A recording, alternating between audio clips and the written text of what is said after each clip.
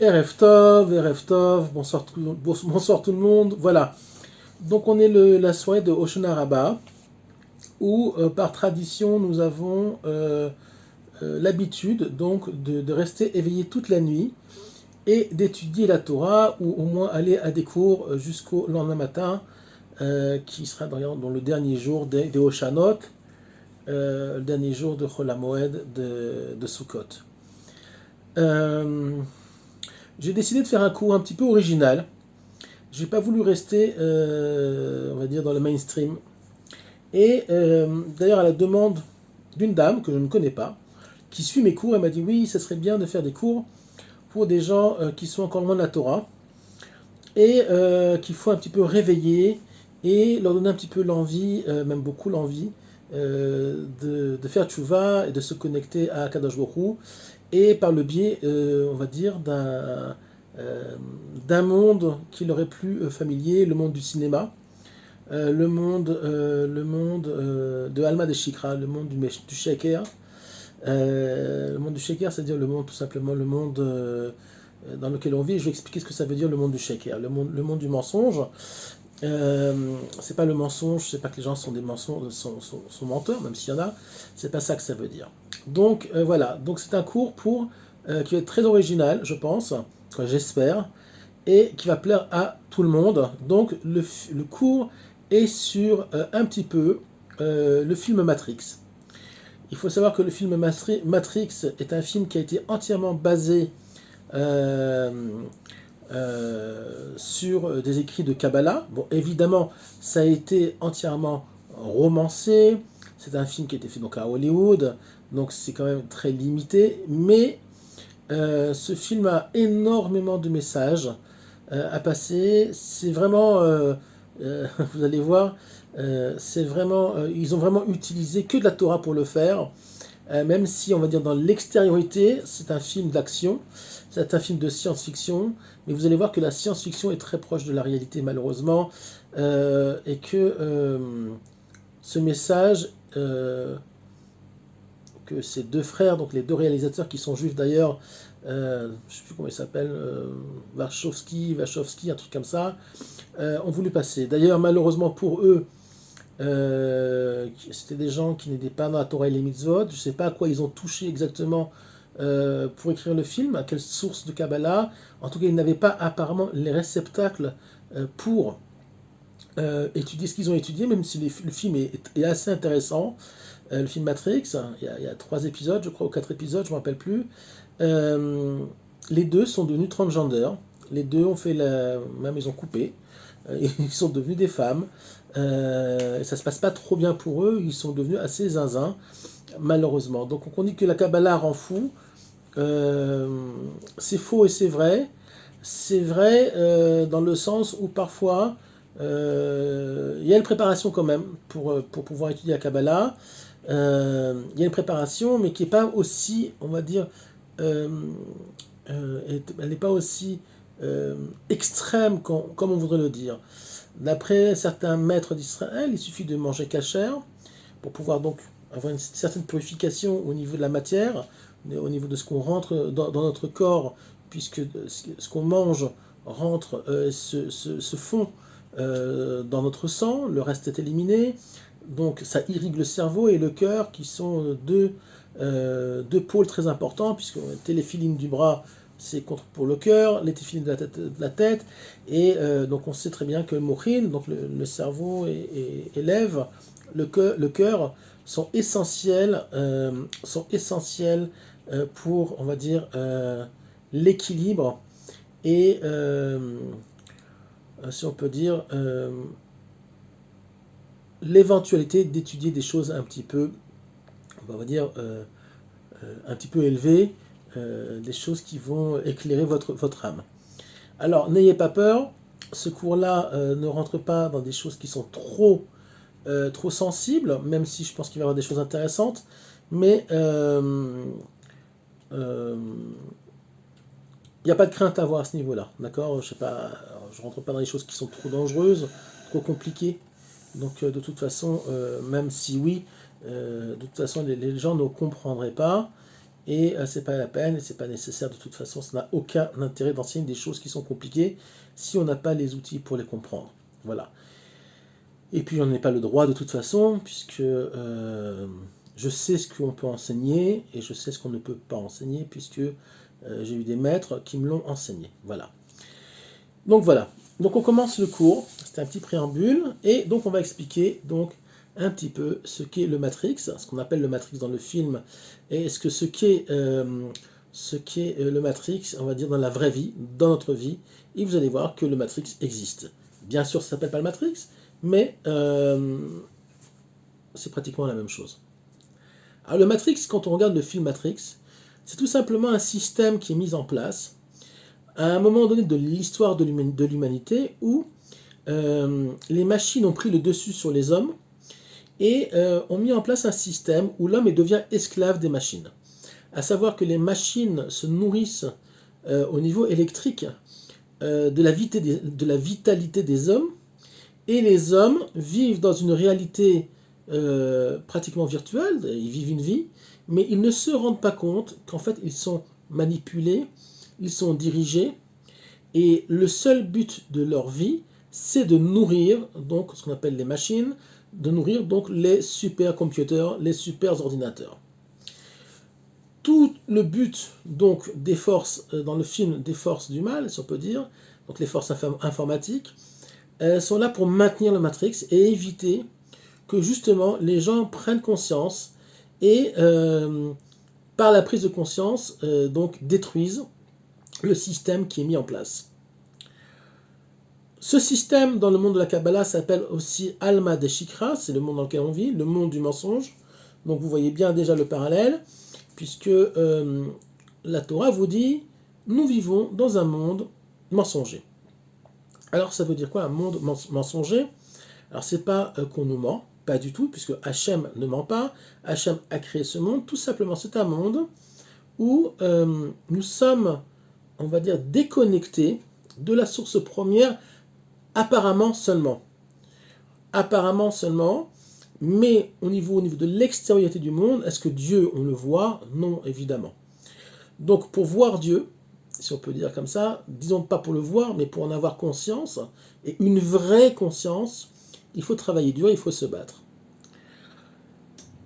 Il faut savoir que quand Adam et Ève étaient donc à un niveau de conscience élevé, qu'on appelle Gan Eden, quand ils ont commis l'erreur, la faute, on peut appeler ça comme ça, de rentrer et de toucher, donc de goûter de l'arbre de la connaissance, qu'on appelle Etz Hadat, ce niveau élevé de conscience est tombé beaucoup plus bas et ils sont rentrés dans un monde qui n'est plus un monde de or, avec un Aleph, à savoir un monde de lumière, donc un monde éclairé, mais un monde de or, Ain Vav Resh, qui est un monde d'extériorité. C'est quoi or en hébreu? C'est la peau. Et la peau est l'extériorité du corps, à savoir que on est dans un monde d'extériorité uniquement. L'intériorité, il faut la travailler, il faut l'aller chercher. À la base, Adam et Ève auraient dû rester dans le monde du Or, Aleph Vav Resh, donc le monde de lumière, et progresser donc vers des mondes qui sont encore beaucoup plus élevés et beaucoup plus supérieurs. Je rappelle pour ceux qui ne savent pas, très rapidement, comment les mondes sont composés. Il y a ce qu'on appelle Alma de Asiya, les mondes de Asiya, le monde du fer, F-A-I-R-E, le monde de la Yetzira, le monde Bria et le monde de Hatzilut. Le monde du fer, donc Asiya, le monde de l'action, c'est un monde qui est à 80, je dis, ne prenez pas au mot, hein, c'est juste un exemple, 99% mensonger et 99% en fait pas mensonger, mais dans le sens où on n'a pas conscience du divin. Le divin, il faut vraiment aller chercher, c'est très compliqué. Le monde de la Yetzira, où déjà il y a un peu plus de lumière, mais il est encore à dominante obscure, si on peut dire comme ça. Après, le monde de la Bria. Le monde de la Bria, c'est un monde d'où viennent les âmes, la source des âmes, le monde de la Bria. Là-bas, c'est moitié-moitié. Il y a moitié, c'est une conscience ou moitié divine, si on peut dire, et moitié obscure. Et le monde de la Tiout, qui est entièrement divin, où il n'y a aucun, où le mal, si on peut dire, l'obscurité n'existe pas du tout. Voilà. Donc, nous, actuellement, nous sommes dans un monde qu'on appelle le Olam de Asiya. Dans ces mondes-là, à chaque fois, Asiya, Yetzira, Bria, Yatzilut, il y a des sous-mondes, à savoir, il y a des centaines, voire des milliers de sous-mondes au niveau de la conscience. Nous sommes dans le monde de l'Asiya, qui est aussi un monde spirituel, le monde le plus bas, qu'on appelle le monde de la matière, tout simplement, le monde qui a l'air le plus concret, et qui est en fait le monde le moins concret qui existe. Quel est le monde le plus réel? C'est le monde le plus élevé qu'on appelle le monde de la Tzilut, puisque, et c'est le but donc de la création, c'est que l'homme arrive à se reconnecter, pas à se reconnecter, à se connecter au monde de la Tzilut, où là-bas il n'y a que des lumières, que du bon, puisque c'est le monde qui est le plus proche du divin. Le divin étant le seul être, si on peut dire comme ça, que Dieu me pardonne de définir ça comme ça, mais on ne peut pas le définir tellement autrement. Et la seule source et le seul être qui est libre, qui est existant réellement. Il a été, il est, il sera, contrairement au monde, qui vont disparaître à un moment donné de l'histoire. Ce qu'on appelle l'éternité. L'éternité ne se passe pas au niveau des âmes au Gan Eden, pas du tout. À un moment donné, les mondes créés vont disparaître, non pas détruits dans le sens négatif du terme, mais je l'ai déjà expliqué, ce qui s'appelle Alma dit Kalelot, à savoir les mondes vont être réintégrés dans le divin lui-même en l'an 10 000. Voilà, on ne va pas rentrer là-dedans, c'est un monde qui est très compliqué à comprendre. Tout simplement, on va se refondre dans la seule chose qui est éternelle, la seule chose qui est réelle, à savoir le divin. Tout le reste n'est que illusion. Donc on rentre dans le monde, on est donc nous-mêmes dans le monde qui est le plus bas, Asiya, dans le monde de la super illusion. Donc c'est le Matrix. Et le film, pour ceux qui l'ont vu, en tout cas j'espère que beaucoup l'ont vu, c'est un film intéressant, que même des rabbinim ont vu, c'est un monde entièrement illusoire. C'est le monde de l'action. Maintenant, dans la Torah, ce monde-là est nécessaire, dans le sens où c'est le seul monde où, malgré tout, on peut faire quelque chose, à savoir où l'homme a un libre arbitre limité, certes, mais il a un libre arbitre quand même. C'est le seul monde dans lequel il peut réaliser quelque chose et influencer sur tous les mondes. Dans les mondes supérieurs, il n'y a plus de libre arbitre. Donc ce monde-là est malgré tout nécessaire pour pouvoir justement se connecter à l'infini, par le biais de la Torah et des mitzvot. Ce monde-là est en devenir, c'est un monde qui doit être en perpétuel mouvement, en perpétuelle action. Le but, c'est de le transformer. C'est de transformer ce qu'on appelle la malchoute, donc le monde dans lequel on vit. La malchoute, c'est ce qu'on appelle la royauté. La royauté dans le sens, c'est le monde où il y a des forces qui sont mises en place, des forces d'action, des forces de réalisation, et de le transformer dans un monde qui s'appelle Malchut de Ein Sof, à savoir un savant mélange entre un monde d'action et un monde qui en même temps est entièrement lumière, entièrement divin ou presque. Pour cela, il faut tirer les mondes supérieurs vers le bas.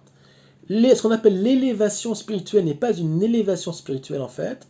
L'élévation spirituelle, c'est tout simplement de faire descendre le divin dans ce monde. Ouvrir les portes, ouvrir les canaux pour que le divin puisse s'exprimer dans le monde d'en bas. Par le biais, de nouveau, de l'action, à savoir Torah ou Mitzvot.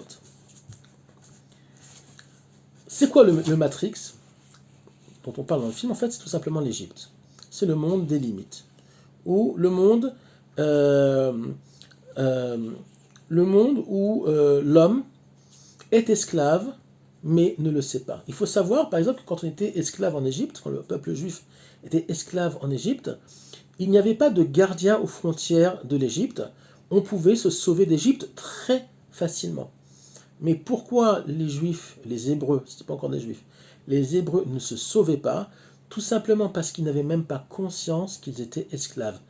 L'aliénation du peuple juif, donc des descendants d'Abraham, Israël et Yaakov, qui sont devenus donc le peuple hébreu, était tellement grande qu'ils n'étaient même pas conscients d'être esclaves. Comme aujourd'hui, les gens ne sont pas conscients qu'ils vivent dans un système qui les manipule. Dans le film, l'ennemi, le Yetzer Hara, le Nahash, appelez-le comme vous voulez, il s'appelle Smith. Mr. Smith. C'est le Yetzer Hara. Son rôle est de préserver le Matrix et de préserver et d'éliminer ceux qui vont se réveiller, comme Neo, donc le héros du film, qui est potentiellement le juif en devenir, ou on peut même le Mashiach. C'est celui qui va sauver le monde, c'est celui qui va détruire le Matrix. Donc le rôle de Smith, c'est de tout faire pour que les gens restent dans un coma profond. Surtout, ne vous réveillez pas. Dans le monde d'aujourd'hui, ce sont les hommes, les dirigeants des nations, en tout cas certains, en tout cas la plupart, en tout cas dans le monde occidental, même en Extrême-Orient, qui sont conscients qu'il ne faut surtout pas que les peuples du monde se réveillent, que les peuples du monde prennent conscience du système dans lequel ils vivent. Les systèmes bancaires, les systèmes économiques, le système social, tout nous fait croire qu'on est des hommes libres, mais en fait, quand on gratte un petit peu, vous verrez que tout est corrompu, et qu'en fait, le système est extrêmement bien huilé pour que nous soyons de beaux moutons qu'on emmène à l'abattoir s'il faut, si c'est nécessaire à un moment donné de l'histoire. Quand il y aura trop de monde sur la planète, eh bien, il faudra un petit peu réduire les populations et on inventera des procédés, chacun comprendra ce qu'il veut, pour réduire la population mondiale, peu importe comment on le fera, comment ils le feront. Donc notre ennemi dans le film s'appelle Mr. Smith. Lui-même fait partie de ce qu'on appelle les machines, même si il a l'air d'un être humain, se nourrissent donc de nos fautes. Ils se nourrissent de notre état comateux. Plus on est dans le coma, donc plus on est dans le système, et plus on est dans le système, plus on crée des énergies qui permettent donc aux machines, dans le film, ou dans la réalité, dans notre monde, au Yetzer Hara, de vivre. Tant que les nations dorment, tant que le Mashiach Ben Yosef, le Mashiach Ben David ne se réveille pas, à savoir Néo dans le film, Morpheus et Néo, pardon, Morpheus étant Mashiach Ben Yosef et Néo Mashiach Ben David, tant que eux ne détruisent pas le système, eux-mêmes se nourrissent donc du fait que le monde n'évolue pas dans le bon sens. Donc le combat, tout simplement, c'est de sortir du système.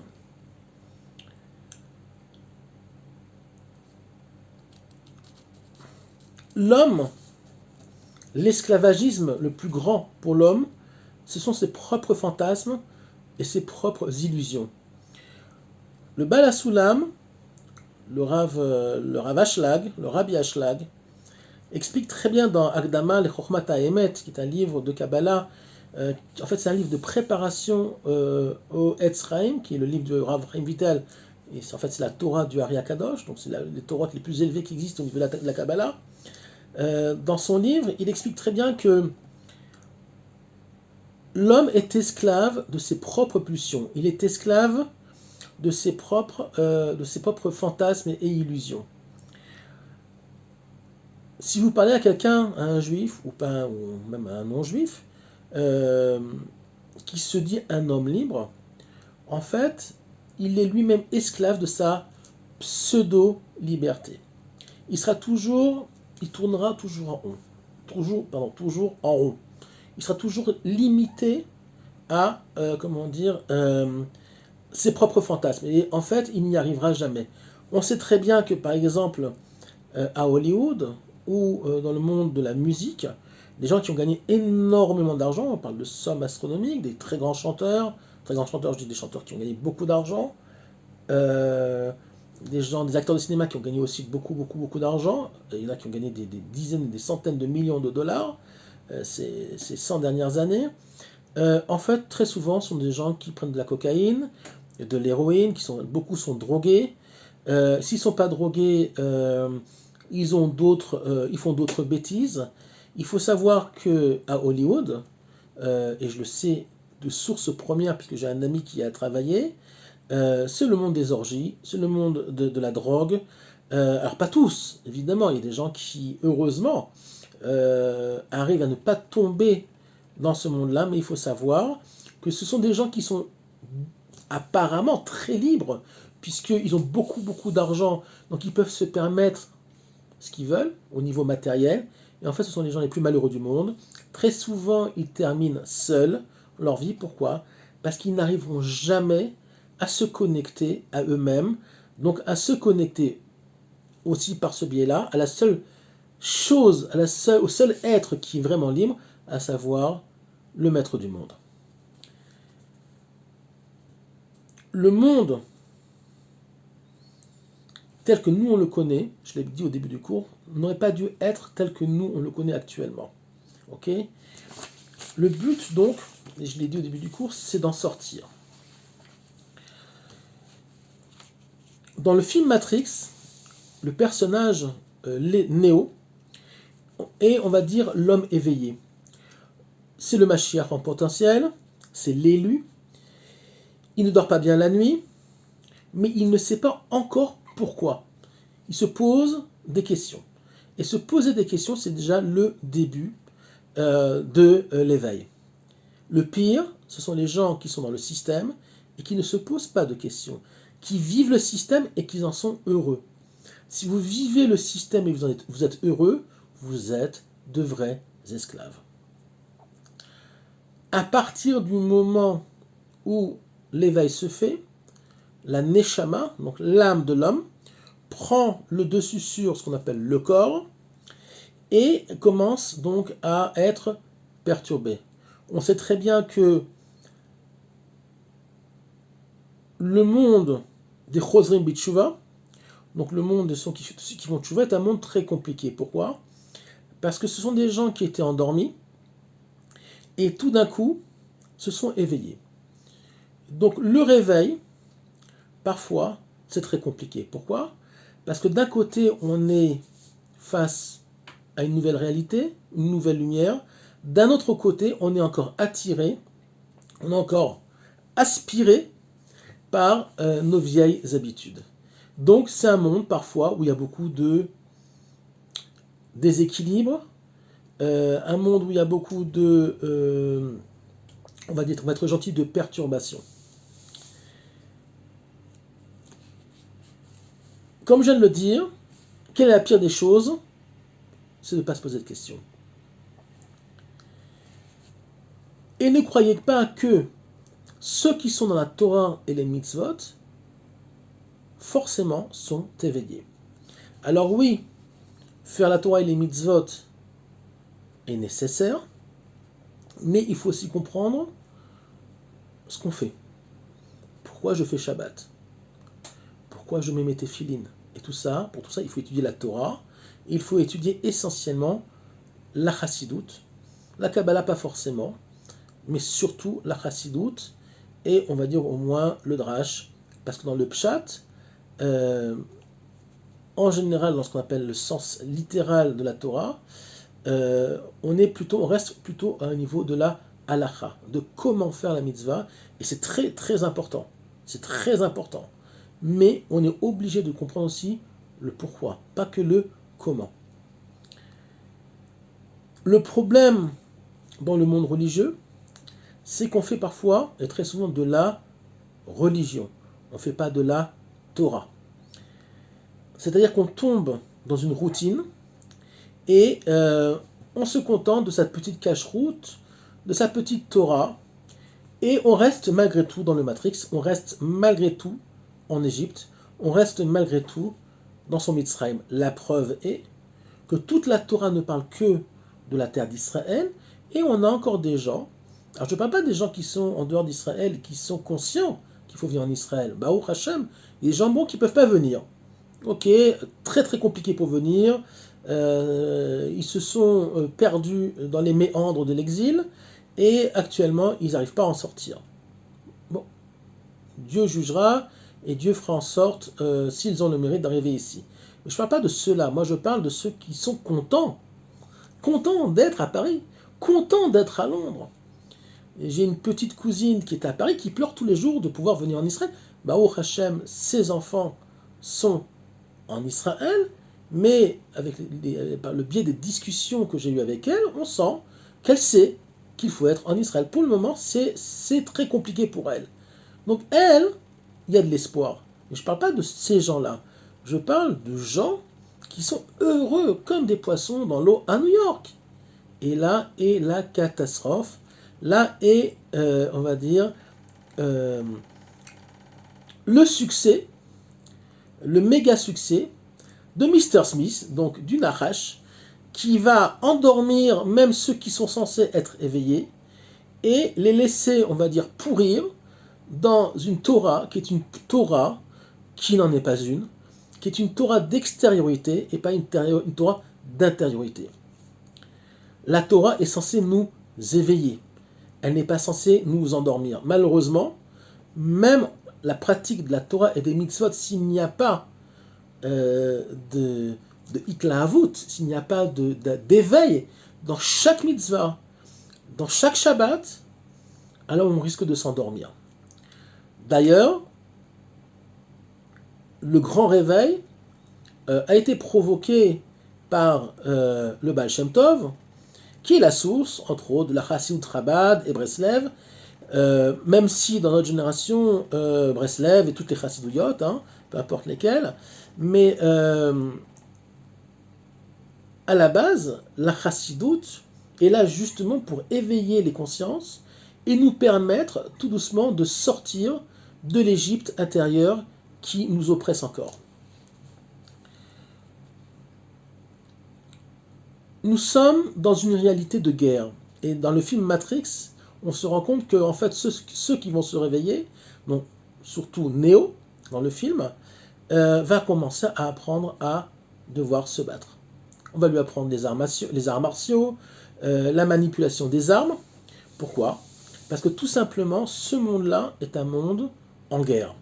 En guerre contre Mr. Smith, en guerre contre le Nahash, à savoir ce qu'on appelle le serpent, mais évidemment ce n'est pas un serpent, contre tout simplement le Yetzer Hara.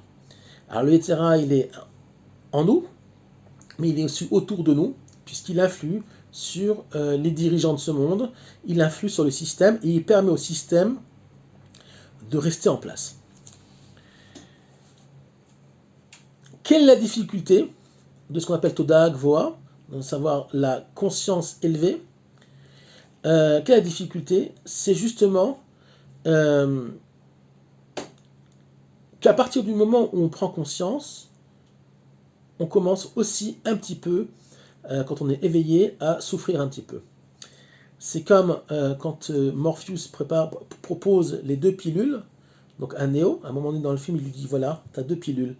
Une qui va te faire oublier le fait qu'on était en contact, puisque Morpheus, Neo va se réveiller, il va amener Morpheus à lui, donc Machar Ben Yosef, et il va lui dire écoute, tu as pris conscience qu'il faut sortir du Matrix, tu as pris conscience que le monde dans lequel tu vis, c'est un monde de mensonges, donc tu as 2 solutions. Ou tu prends la pilule, je crois que c'est une pilule rouge ou bleue, je ne sais plus, peu importe. Si tu prends la pilule rouge, tu vas tout oublier, ou je ne sais pas, peu importe, ne prenez pas au mot, je ne me rappelle plus. Si tu prends la pilule de couleur Intel, donc tu vas te rendormir, tu vas retourner dans le Matrix, et puis tu vivras comme un esclave. Par contre, si tu prends l'autre pilule, tu n'auras plus le choix. Tu seras éternellement éveillé, et tu vas commencer à entrer en guerre contre ton Yetzer Hara. Donc évidemment, Néo va choisir la bonne pilule, il va choisir donc la pilule qui va l'éveiller. Alors écoutez bien, regardez le lien au niveau des mots en hébreu. Comment on dit le choix en hébreu? La racine du choix, c'est on dit bocher. Bocher, donc la racine de bocher, c'est bet, chet, resh. C'est la même racine que, les mêmes lettres que chaber, chibour, la connexion. À savoir, à partir du moment où tu fais le bon choix, tu fais le choix, tu t'attaches à ta mitraber, donc tu te connectes à la chose. À partir du moment où Néo va choisir le bon côté, il va se connecter, si on peut dire, à la lumière, il va se connecter dans notre monde à Hachem. À partir du moment où vous allez prendre la bonne décision, par exemple de faire Shabbat, vous allez vous connecter au Shabbat. Et une fois que vous aurez goûté au Shabbat plusieurs fois, vous verrez que vous ne pourrez plus vous retourner en arrière. Alors vous allez dire, mais pourtant moi je connais des gens, ils ont fait 10 ans Shabbat, ils ont arrêté. Alors je vais dire une chose qui est très triste et très dure, et je prends la responsabilité de le dire. Quelqu'un qui a fait Shabbat 10 ans et qui ne fait plus Shabbat, c'est qu'il n'a jamais vraiment été connecté au Shabbat. Il l'a fait pour des raisons X, Y, Z. Il a fait une tchouva, on va dire, où il a grandi dans une famille religieuse, où la Torah, c'était une Torah d'habitude et pas une Torah d'éveil. Et puis, finalement, il s'est déconnecté parce qu'en fait, il n'a jamais été connecté. Il se déconnecte au niveau des actes, mais au niveau de la conscience, au niveau de son être, il n'a jamais été connecté au Shabbat. Pareil pour des fausses tchouva. Il y a des gens qui font des fausses tchouva, qui font des tchouva extérieures, pas intérieures. C'est ce qui permet donc la déconnexion rapidement. Il y a beaucoup de gens, par exemple, qui ont fait Shabbat, qui étaient mariés, ils divorcent, ils ne font plus Shabbat. Alors, le prétexte, c'est « Ah, maintenant je suis seul, c'est dur de faire Shabbat ». C'est un prétexte, c'est pas une raison. C'est un faux prétexte. Puisque Shabbat, quand on est vraiment connecté au Shabbat, qui est essentiel dans une vraie tchouva, on ne peut pas faire marche arrière. Ça n'a rien à voir avec d'être seul ou en couple. C'est une connexion qui est extraordinaire, c'est une connexion qui est très profonde avec le maître du monde. Évidemment, si vous êtes capable, après avoir vraiment goûté au Shabbat, de ne plus être en contact avec le Shabbat, c'est que vous n'avez jamais été vraiment connecté. Donc la connexion n'était que au niveau de la pratique, mais pas au niveau de l'essence de votre âme. Donc Néo, quand il va faire le bon choix, il va être l'exemple même du potentiel. À savoir, il va commencer à être un être en potentiel. Il va donc, comme je l'ai dit, il va devoir commencer à étudier la Torah, donc à se battre, à apprendre à se battre, et contre son Yetzer Hara, donc contre Mr. Smith, et aussi, il va devoir devenir la cible, puisqu'il va devenir la cible à abattre. Alors nous sommes tous des cibles à abattre par le Yetzer Hara. À partir du moment où vous êtes dans la Torah et les mitzvot,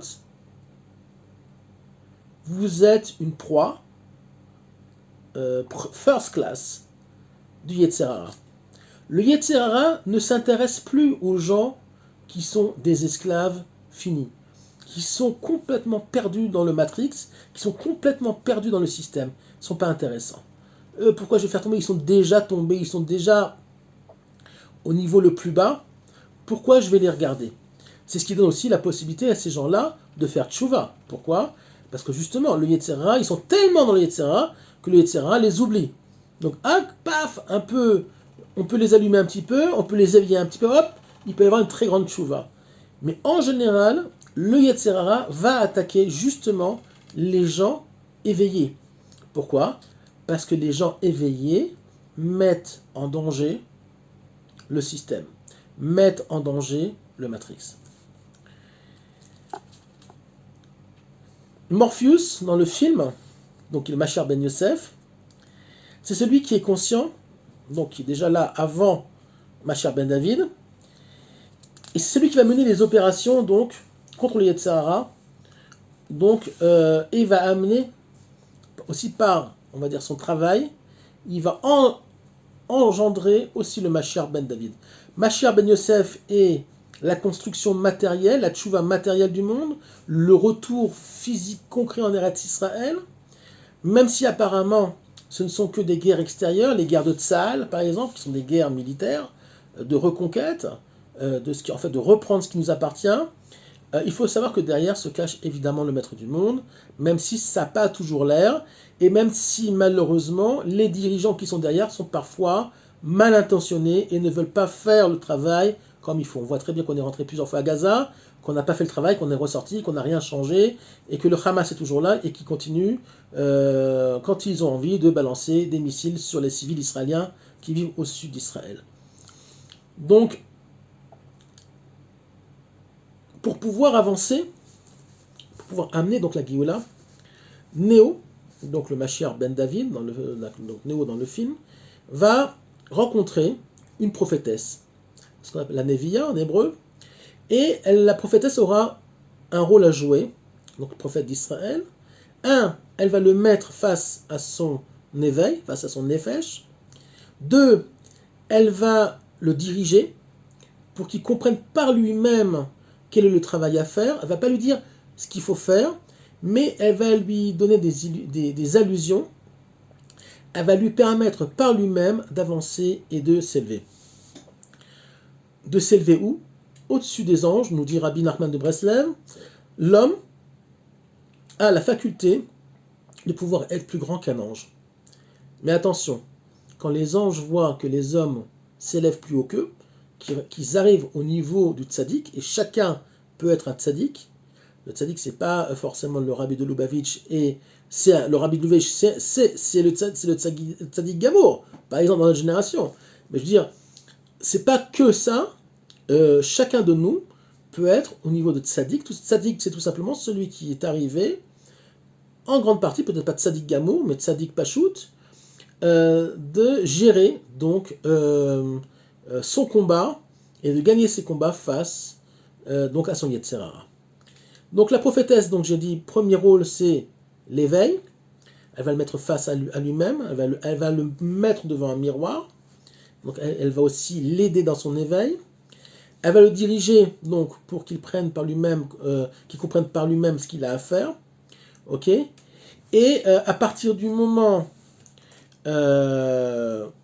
où il va arriver au niveau du tzaddik Gamour, il va pouvoir, on va lui apprendre comment détruire le Yetzer Hara et comment tuer Smith. Je disais que Rabbi Nachman de Breslev nous explique que quand un homme arrive au niveau du tzaddik, ce que j'ai dit tout à l'heure, les anges, ça les énerve un petit peu, si on peut dire comme ça, et ils essayent de tout faire pour faire tomber le tzaddik. Il faut savoir que les tzaddikim sont les gens qui sont le plus en guerre. Même s'ils ont une chalva, une paisibilité qui est beaucoup plus élevée que la nôtre, d'un autre côté, ils sont en guerre encore plus. Pourquoi ? Parce que ce sont les gens les plus dangereux. Donc ce sont les gens qu'il faut abattre, les premiers. C'est pour ça que beaucoup de tzaddikim, très souvent, se sacrifient et meurent parfois jeunes, comme le Ari Akadosh, comme Rabbi Nachman de Breslev, comme le Ramchal, parce que leur combat est très très difficile et que parfois, alors pas toujours, mais parfois ils se sacrifient pour l'âme Israël et ils partent de ce monde-là plus tôt que prévu. On sait par exemple que le Rav Mordechai Eliaou, qui était d'ailleurs un très grand ami du Rabbi de Lubavitch, qui était le grand rabbin d'Israël séfarade, un très très très grand maître en Torah, très grand kabbaliste, très grand sage, j'ai eu le mérite de le rencontrer. Pas d'étudier avec lui, j'ai pas le niveau, mais j'ai eu le mérite de le rencontrer. Il faut savoir que le Rav Mordechai Eliaou est parti plus tôt que prévu. Il n'était pas prévu qu'il décède à l'âge auquel il est parti, mais il s'est battu pour nous, pour éviter les catastrophes, puisque le Ham Israël ne faisait pas encore tchouva assez, et il s'est battu pour nous, pour adoucir, si on peut dire, les décrets divin engendré par donc, les manques du Ham Israël par rapport à ce qu'il a à faire et au combat qu'il a à mener.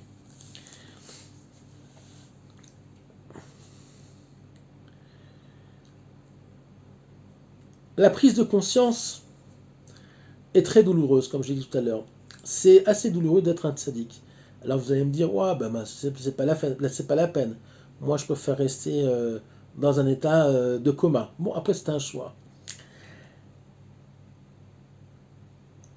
La chose la plus, on va dire, agréable pour l'homme, c'est de se complaire dans sa médiocrité. Il n'y a pas que les sages d'Israël qui le disent. On retrouve cette idée aussi dans la philosophie en général. Certains philosophes en parlent. Que finalement l'homme se complaît dans la médiocrité parce que c'est beaucoup plus facile. Un exemple très simple, on n'a pas besoin d'être philosophe, un exemple très simple, je m'occupe un petit peu de psychothérapie de temps en temps, je me rends compte que, et je ne vais rien vous apprendre, que il y a des gens qui ont besoin parfois d'être aidés, mais ils préfèrent divorcer, ils préfèrent rester dans leur situation, tels qu'ils sont, parce que être aidé veut dire qu'il y a un problème. Donc il y a un problème d'ego. Moi j'ai un problème? Non, moi j'ai pas de problème, tout va très bien. Mais viens, on t'aide? Non. T'as pas besoin de m'aider, moi je vais très bien. Donc l'homme se complaît dans ce qu'il est par ego.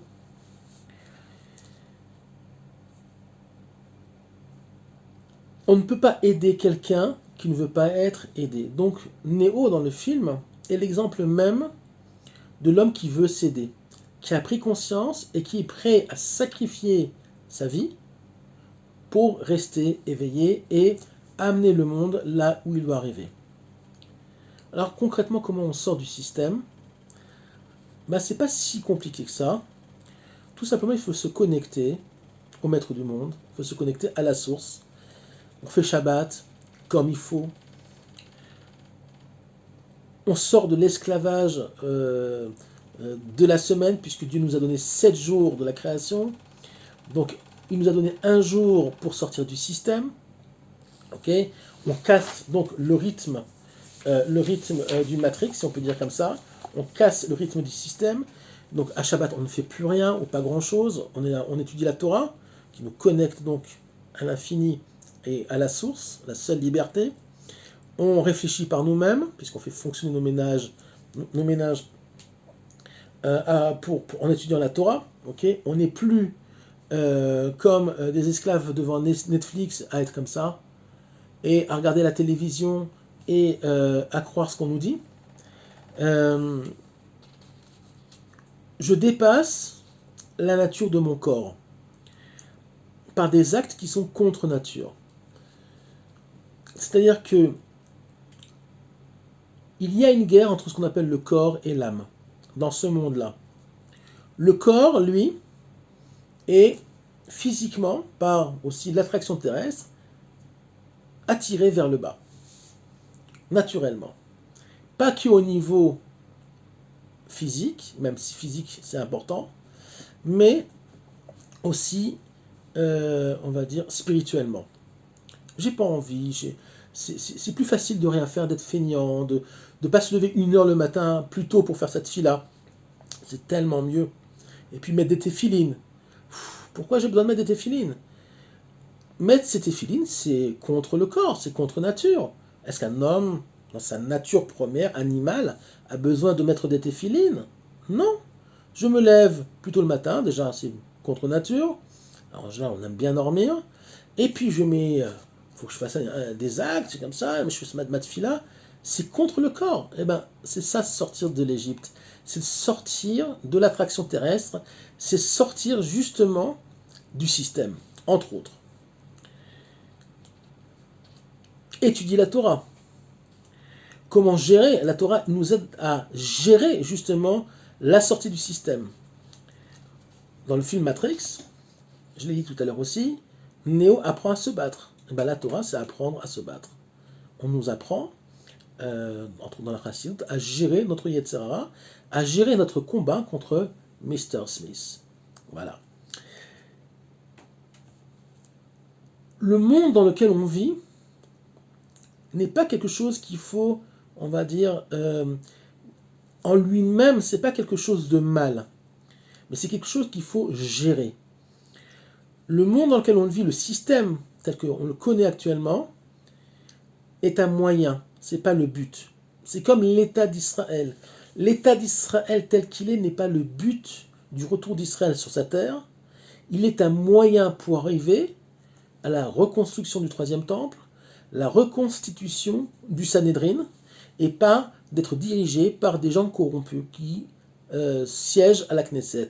Même si la Knesset a eu et a son, on va dire, a eu son rôle à jouer, on voit très bien qu'aujourd'hui, c'est un système qui est tellement corrompu qu'elle a fini donc son travail de reconstruction matérielle du retour d'Israël sur sa terre, et qu'il faut qu'on passe à autre chose.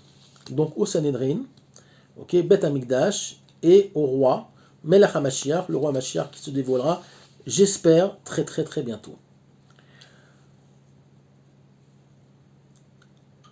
À partir du moment où on reconstruira le temple, que le Mashiach se dévoilera, ou plutôt qu'on reconstruira le temple, parce que le Mashiach se dévoilera avant, il aura un travail à faire, on aura détruit donc le système, et en Israël et dans le monde entier, donc le Matrix tel que nous on connaît n'existera plus. Il y a marqué que Dieu lui-même égorgera le Samer même, à savoir les forces du mal, sur le Misbéach, donc sur l'autel au Beth Amikdash. Évidemment, c'est une image, tout simplement pour nous dire que il y a des forces dans le monde qui devront tomber pour faire sortir le monde entier, donc pas que les Juifs évidemment, mais le monde entier du système. Nous vivons actuellement la fin du système, et c'est pour cela que nous vivons une époque extrêmement dangereuse, et qu'on veut absolument ralentir la Géoula d'Israël. Alors comment on ralentit la Géoula d'Israël? On nous invente un peuple qui s'appelle le peuple palestinien par exemple. On nous fait croire qu'il faut partager Jérusalem, donc partager, casser les lumières, casser les réceptacles pour ne pas que la lumière soit reçue entièrement, puisque la lumière ne peut être reçue que si le peuple juif reconstruit le temple. Donc évidemment, s'il y a un peuple palestinien qui n'existe pas, un peuple fantôme qui a été créé entre autres par l'ONU et par la Ligue arabe, s'ils ont une mainmise sur la terre d'Israël, ou en partie, évidemment on n'arrivera pas au shalom, on n'arrivera pas à la paix, traduction, à l'ordre divin qui doit être établi dans le monde de la matière. Autre volonté, autre essai d'empêcher la Géoula d'Israël et la Géoula du monde, donc la rédemption du monde, c'est par des moyens que je ne nommerai pas sur cette chaîne YouTube, mais tout le monde comprendra, c'est d'empêcher le réveil par le transhumanisme, par l'esclavagisme donc universel, et il y a sur le net des milliers de sources qui prouvent que c'est ce que les gouvernements du monde veulent mettre en place en ce moment, et ils ont déjà commencé avec certaines actions, et vous comprendrez tout seul. En tout cas, ceux qui veulent comprendre, beaucoup ne voudront pas comprendre, mais c'est pas grave. Celui qui veut comprendre, comprendra. Les nanopuces sont déjà prêtes, il faut savoir, ils veulent nous pucer. Okay, on n'aura plus de carte d'identité, on n'aura plus de carte bleue, il suffira de mettre la main comme ça devant l'ordinateur, c'est déjà prêt. On saura combien on a sur notre compte en banque, qui on est, quelle est notre situation médicale, etc., etc., les pathologies qu'on a ou qu'on n'a pas. C'est déjà là, c'est-à-dire que c'est pas un truc c'est pas futuriste, c'est déjà là. Ça n'a pas été mis en place encore parce que l'homme n'est pas encore assez anéanti au niveau de sa liberté. Pour l'instant, on est encore presque libre, ou presque... On est déjà plus tellement, en fait. On nous fait croire que... Mais le but, c'est de nous réduire encore plus bas que ce qu'on a été jusqu'à présent.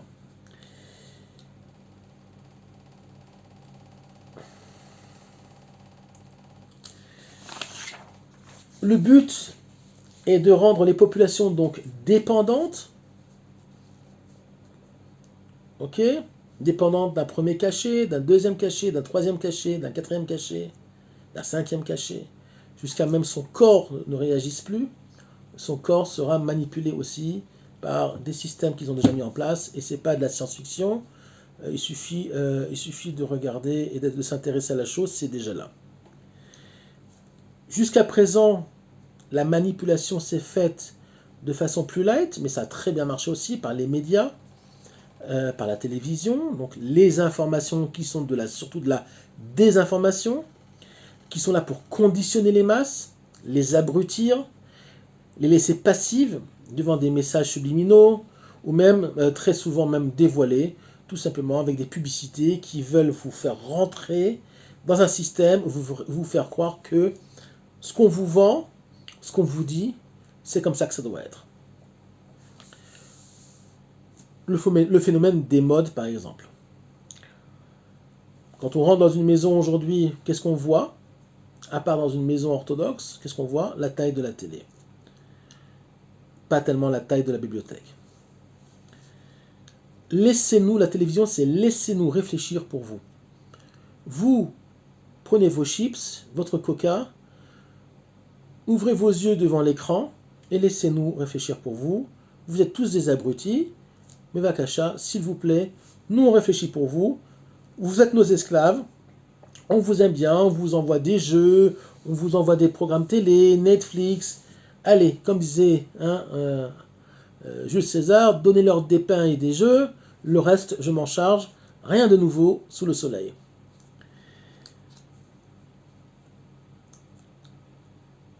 Restez dans le Matrix, c'est beaucoup mieux pour vous. C'est exactement ce que le monde moderne veut. Mais Dieu veut autre chose. Dieu veut casser le Matrix, pour cela il va envoyer le Mashiach Ben David, et pour cela il va créer un réveil même par la force. Ana Bekoar Gedulatra, c'est-à-dire que Ana Bekoar Gedulat Yemincha Tatir Tserura, la fameuse prière Ana Bekoar qui nous dit que Dieu par la force du Chesed Elion, je ne sais même pas comment se traduit en français, de sa miséricorde supérieure, va finir finalement par dévoiler son néo, son Mashiach, pour détruire le système, et ça va faire très très très mal. Ça va passer par la destruction du système bancaire, ça va passer par la destruction d'une partie de l'humanité, malheureusement, etc. etc. On y est, c'est très proche, apparemment. En tout cas, je l'espère. Ce ne sera pas facile à vivre, mais celui qui sera connecté à la Torah d'Israël, à la vraie Torah d'Israël, survivra. Celui qui est connecté à la vraie Torah d'Israël pourra rentrer dans un monde de liberté, qui est le monde, justement, de la Géoula Hashlema, de la rédemption finale, avec le dévoilement du Mashiach. Hachem, le maître du monde, est le seul à être libre, et le seul être à être au-dessus de la matière, au-dessus du temps, au-dessus de tout. Donc c'est la seule source réelle, c'est la seule source véritable. Nous ne sommes que presque des hologrammes, pourtant on croit être très très très très vivant et très très très présent. Alors évidemment, n'allez pas tous vous suicider, chas v'shalom, nous avons notre rôle à jouer, et Bezrat Hashem, je souhaite à tous ceux qui sont éveillés de l'être encore plus et d'essayer d'éveiller les autres. Donc je vais demander aux gens, particulièrement ce soir, plus que jamais, de diffuser ce cours-là. Ce cours-là est extrêmement important. C'est pas pour rien que je l'ai fait. Très très très important. Les fêtes se finissent. Il n'est pas impossible que justement les événements s'accélèrent d'un côté ou de l'autre. Même si apparemment ça va avoir l'air d'être négatif, ça sera que pour le bien du monde. Et pour ça, il faut préparer tout le monde. Nos frères juifs comme nos amis non juifs. Il faut réveiller tout le monde. Ceux qui voudront se réveiller se réveilleront. Il y en a beaucoup déjà qui sont éveillés, mais pas assez. Ceux qui ne le sont pas, il faudra les aider un petit peu. Donc envoyez ce cours là où vous pouvez, un maximum, plus que jamais. Chacun a son rôle à jouer. Moi, j'ai fait le cours. Maintenant, à vous de jouer. Et je vous souhaite donc un Chag Sameach. Demain soir, c'est Simchat Torah, la joie de la Torah. Donc, la joie d'être connecté à la liberté, donc au Maître du monde. Bonne soirée, Chag Sameach.